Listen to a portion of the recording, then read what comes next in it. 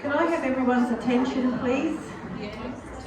We've come together today to celebrate Paul's life. That sounds a bit weird, doesn't it? We've had Beyond Words come out from the community, and Duncan has happily sat with Paul and done a life book for him. So I'm going to pass you over to Dan, and he can explain a bit about Beyond Words. And thank you, Duncan, for...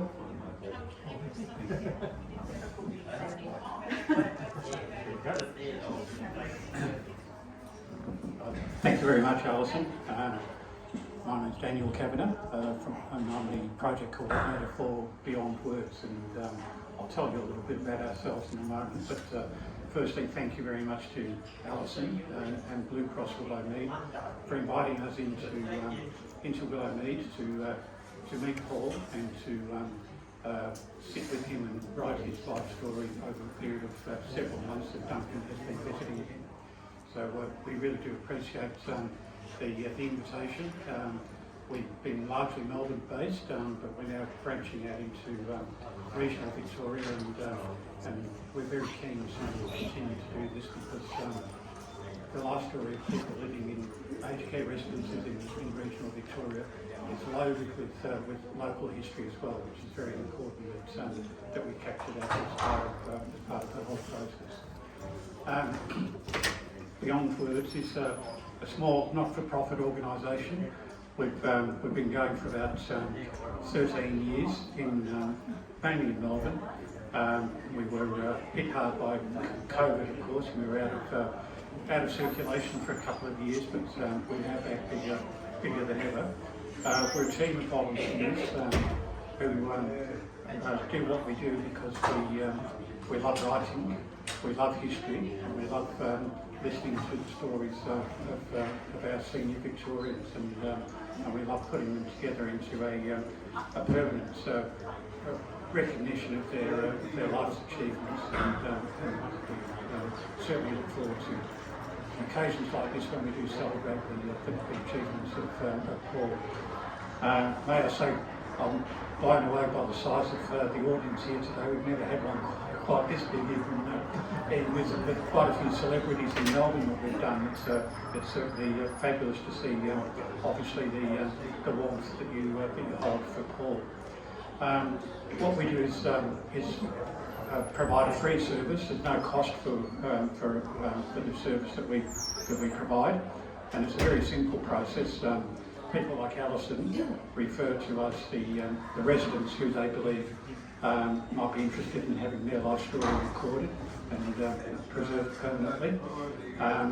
We then come out and sit with the person for half an hour or so and explain what we do and how we do it. And once they're happy to proceed, and we believe that they have the capacity to participate, as Paul has done, we then allocate a biographer such as Duncan, who comes and sits with the residents once a week for 1 hour, brings along a little recorder about this big, like a little mobile phone, and puts it on the desk or on the table, and just we guide the residents through their life story, and then we type it up and put it into a book, and bind it, and then we gather together with the residents' family, friends, and others and staff to present the book and to celebrate the life and the achievements of the client. So, as I say, it's a very totally free service. I've only got one brochure with me here, but I'll leave it here, and anybody who's interested can maybe have a look at it and get our contact details. And if you have an interest in either from becoming a volunteer or have a relative or friend who's in residential aged care who would like to participate, we'd certainly like to hear from you. So I'll now pass to Duncan to present Paul with his book and to comment on the experience that he's had with Paul over the last 5 months, I think it was. Terrific, thank you.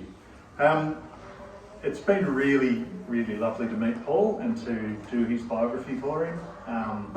he thanked me about 1 million times every time I turn up, but I think I got a lot more out of it than he did. I'm a former English teacher and a history teacher, so those two things combined in retirement were, just this is a lovely opportunity to spend some time with someone, hear their story and put it down and enjoy working those words and hopefully doing justice to the trust that Paul put in me, and hopefully give him something that he can show his family and pass on about his life that perhaps he might not otherwise be able to do just in general conversation. So it's been really, really pleasant, and I think Paul and I got along pretty well. Sometimes you walk into a room, and I was a bit apprehensive when I first met him, of course. You never met him before. He's never met me. We don't know each other, but once we entered into conversation, and I think it was a really nice, pleasant experience for both of us. So with all of that in mind, I haven't seen this yet, so I'll present this to Paul and wish him all the best with it. Terrific. No worries. No worries.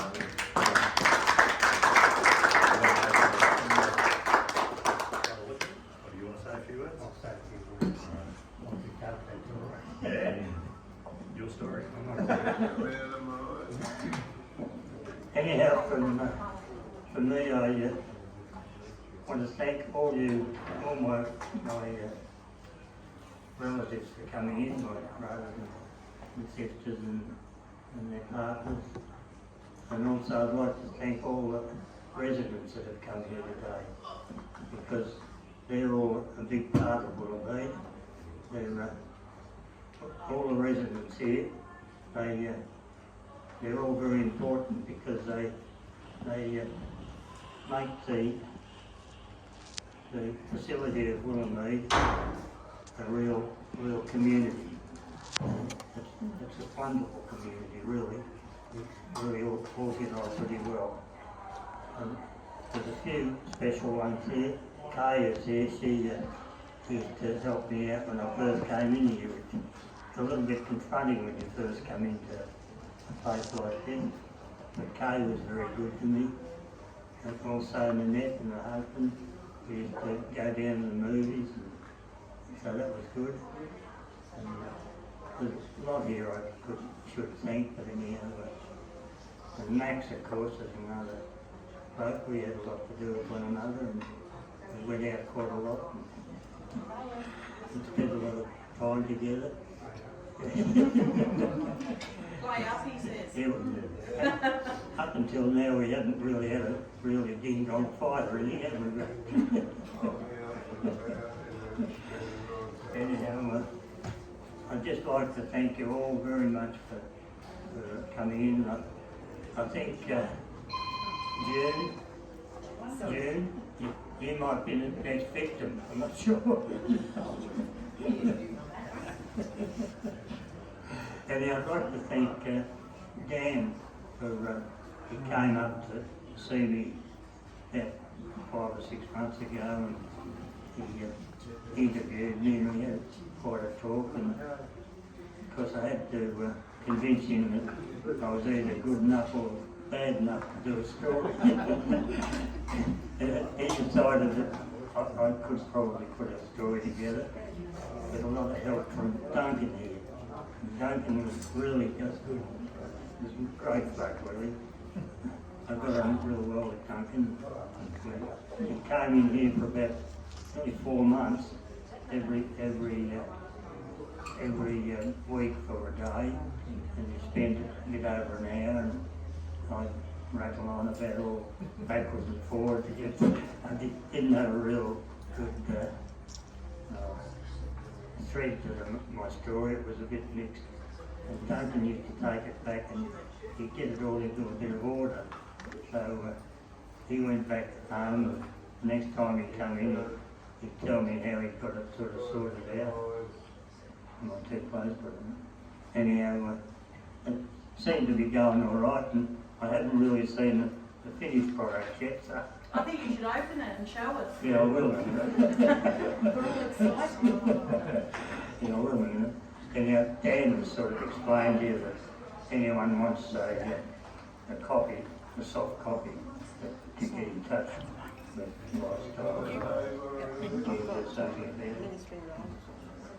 and without any more to do, I'll get over to my book and see whether it's acceptable or not. I might have to take all that back. I think you've made Dan sweat now. Made Duncan sweat now.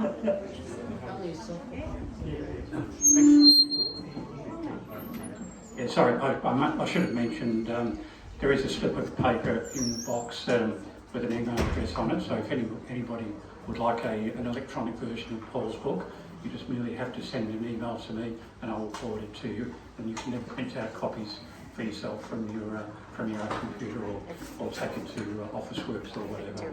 Okay. The other thing I forgot to mention too is that I lived in Kilmore for quite a few years, and reading Paul's reminiscences, I recognised a lot of characters that we both knew, and in particular the blacksmith who you didn't name, but that was Tock Marr, wasn't it? Tock Marr, yeah. And, Tock and Jack Marr were very good friends of mine, and just reading that in Paul's book brought back a lot of good memories. They were fabulous people. Okay, thank you.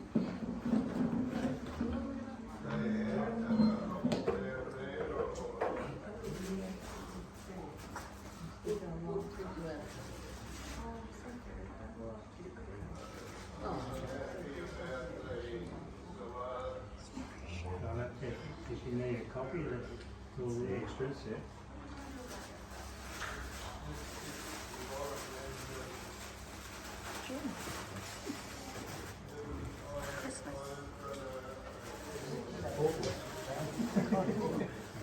There's a lot of pages there.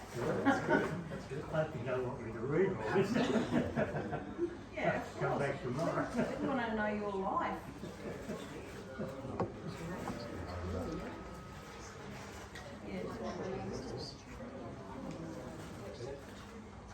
Can I just say, with Paul's story, the title that he came up with, the importance of family, and what he was saying before, every visit I came here, he would talk about either his family in terms of his friends here, or his actual family, or his parents or grandparents, and it was really, really lovely to see that continuity in that community, and to have Paul sitting here now looking through it is a really nice thing, I think. And to have his family here to see him looking through it is lovely too.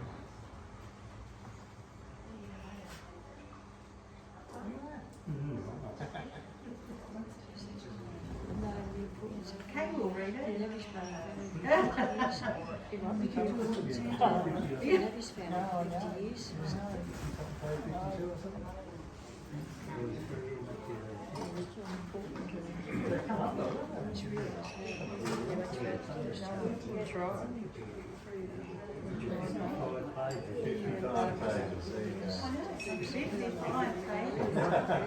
Day and night I'll read it.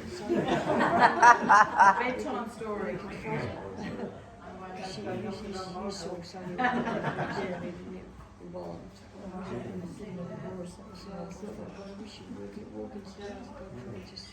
Not really. Yeah, Would everyone be happy if Duncan read the first chapter? Yeah. There you go. You can sit down and read it if you like.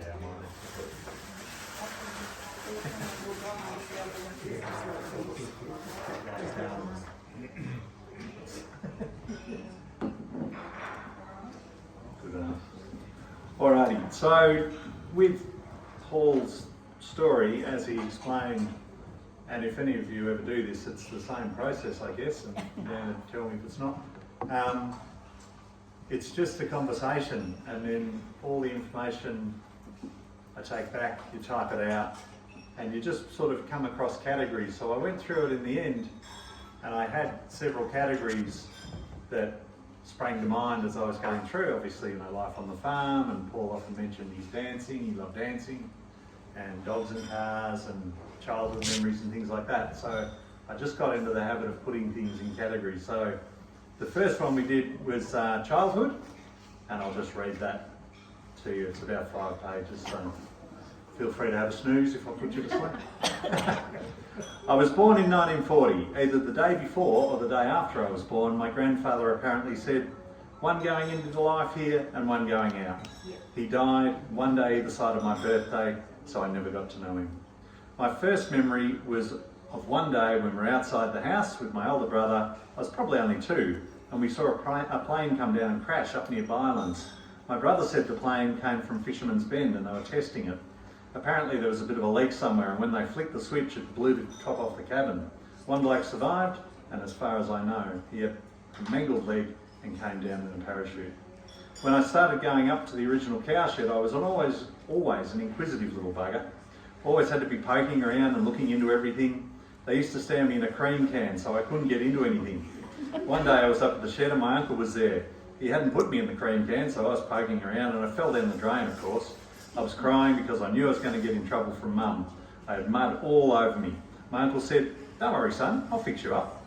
Anyway, he went around to the back of the shed, cut off a little bit of board. I'm just looking at him, and he told me to put the board down the back of my pants, saying, you'll be right, all your mum will do is laugh when she hits you. I went back, Mum yelled, what the devil have you been doing? I've just done all the washing. Anyway, she went to hit me, and when she saw the wood, she just laughed. I spent the day in bed because I had no other clothes to put on. I've got one brother, Brian, 8 years older than me, and 4 sisters. One sister, who was about 10 years older than me, lived just next door here, but she passed away. There was another sister a year and a half older and 2 younger ones. I'm sort of squeezed in the middle. One's in Kilmore, one's in Melbourne, one's in Geelong. My older sister Lorna lived in Wangaratta before she came here. We were a bit spread out. I went to the little school at Darrawhite. I can never say that. And it's still there actually. When I went there were probably only 11 or 12 students. It went from 1st grade up to 8th grade. As you went up, you helped the younger ones. All the grades were all in one room with one teacher. The first teacher we had was Monty Vale. He lived over at Diamond Creek and eventually went into politics. He had one leg and got around on a crutch. He was a very good teacher. Another teacher we had was Mr. Modick. He was a very good teacher too. I got a belt now and again, but I deserved it. We got to grade 8. My father said I could go up to Kilmore as a day scholar at Assumption there. Brian had a job up at Kilmore fixing TVs and radios, so I went up every day with him. I did that for about 6 months. But things went a bit pear-shaped, so we decided, or I did anyway, that I'd do correspondence for the rest of proficiency, and that's as far as I went. I went pretty well doing correspondence. I tried to get it done in a couple of days so I could work on the farm. My parents left me to it and didn't interfere. I did half of my proficiency at school in Kilmore, then half by correspondence. All my siblings went to boarding school. It was a bad time when it came to me going to boarding school, as we were a bit short of money and I was happy to stay on the farm. But Brian said, oh no, I'll take you up to the college. He was working up there and boarding in Kilmore, but then he said he'd board at home and run me up there every day.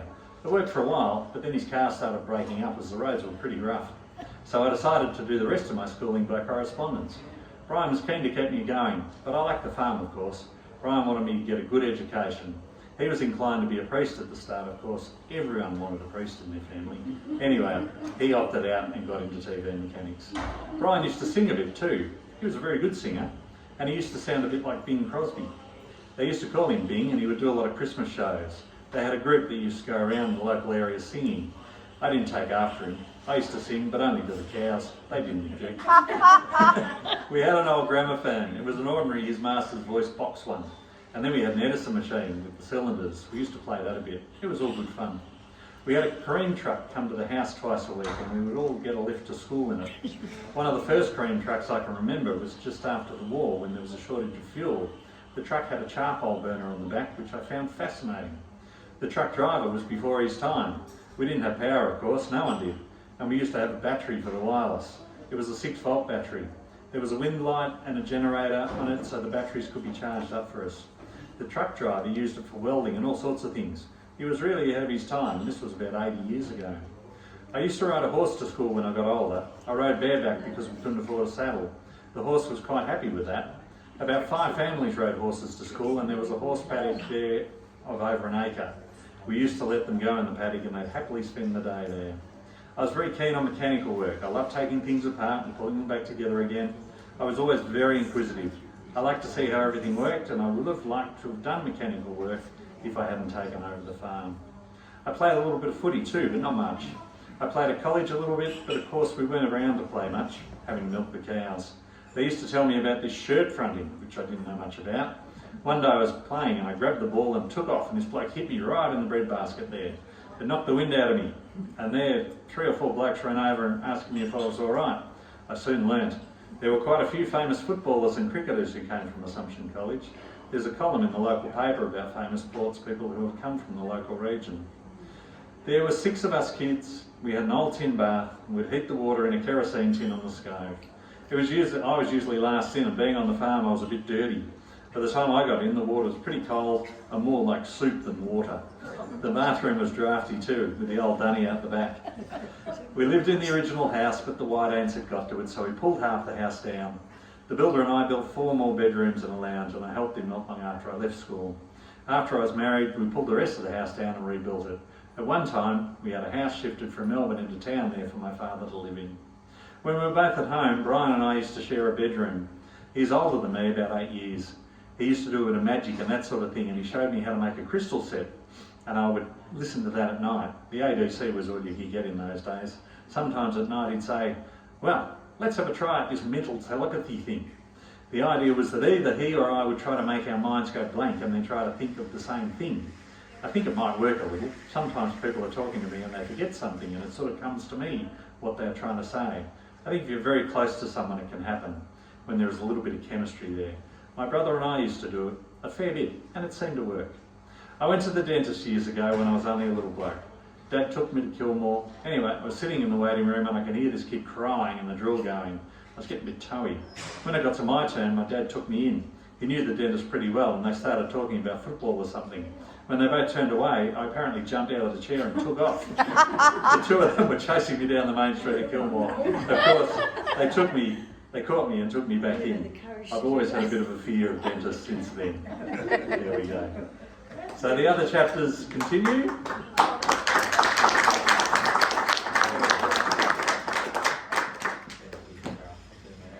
That was really good. Yeah.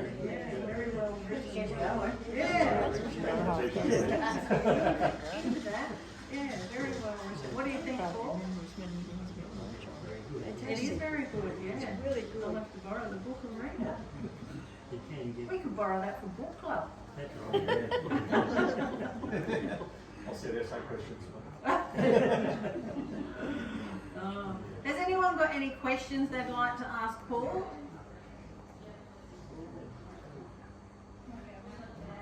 Silent question, but he deserves it. Absolutely. No questions? There's plenty of pictures in there, What's that? Yeah, there's plenty of pictures in there. Yeah. 2 years correspondence. So, are you Brian? Year 7 and 8. I saw you kept looking that way, so I thought. Yeah, but the teacher, I didn't know the teacher taught to year 8. I don't know how it Well- was year 8. But he taught usual subjects, education, Okay, Paul's talking. correspondence. And I found it so easy. Then I got the computer, I didn't learn another thing after that. I so didn't. Yeah, Hey, good marks. it's amazing, isn't it? There is a sort of a link between your mind if you're fairly close to someone. Well, they say that for twins as That's well. right. I used to find it very easy to have a blank mind.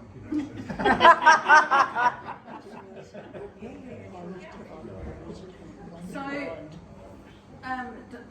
Dan has just asked if I could take a photo with Paul and all his family that are here.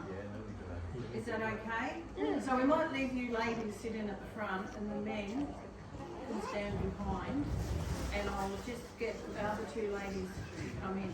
Is that alright? Yeah. Yep. Turn this video off.